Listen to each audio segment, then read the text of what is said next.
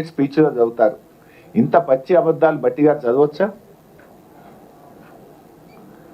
ఎట్లా నమ్ముతారు మిమ్మల్ని ప్రజలు? ఏమనుకుంటారు మిమ్మల్ని ప్రజలు? సోయి ఉండాలి కదా కనీసం.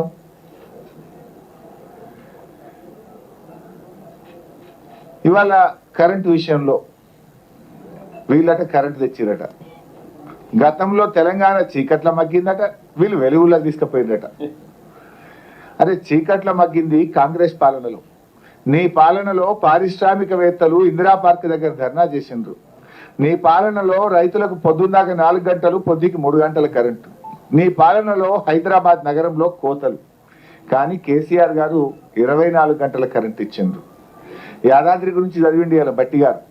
యాదాద్రి థర్మల్ పవర్ ప్లాంట్లో 3వ యూనిట్ కూడా పని ప్రారంభించింది. ఇది మన రాష్ట్రానికి గర్వకారణము అన్నారు. ఎవరు స్టార్ట్ చేసింది యాదాద్రి?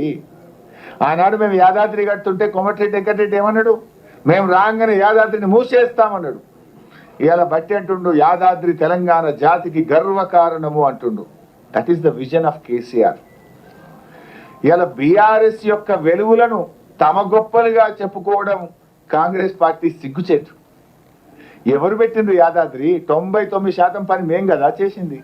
మీరు స్విచ్ కట్టుకోతుడు తప్ప మీరు చేసిండ్రా? ఆనాడు మేము యాదాద్రి పెడితే దాన్ని మూసేస్తాము, అది దండగా, ఇది పెట్టొద్దని మాట్లాడిన మీరు ఇవాళ బడ్జెట్ స్పీచ్లో అదేదో తమ ఘనతగా ఇవాళ చెప్పుకునేటువంటి ప్రయత్నం చేస్తున్నారు.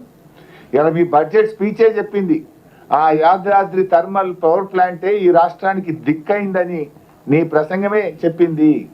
అంటే అది బీఆర్ఎస్ గొప్పతనాన్ని చెప్పకనే చెప్పినావు. సింగరేణి గురించి మాట్లాడి ఇంకేందో. సింగరేణిని స్కామ్ల గనిగా మార్చారు మీరు. కుంభకోణాల కేంద్రంగా మార్చారు. సింగరేణి గురించి పలికే హక్కే మీకు లేదు.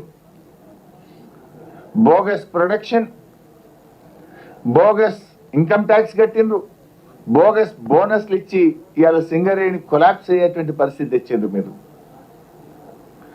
కేసీఆర్ గారు నిర్మించిన వ్యవస్థను నడపడం కూడా మీకు చేతనైతలేదు. అరే ఇరిగేషన్లో కూడా బోగసే. మొదటి బడ్జెట్లో 6 ప్రాజెక్టులు పూర్తి చేస్తాం, 6 లక్షల ఎకరాలకు నీళ్ళు ఇస్తామన్నారు. రెండవ బడ్జెట్లో 8 ప్రాజెక్టులు పూర్తి చేస్తాం, 6 లక్షల ఎకరాలకు నీళ్ళు ఇస్తామన్నారు.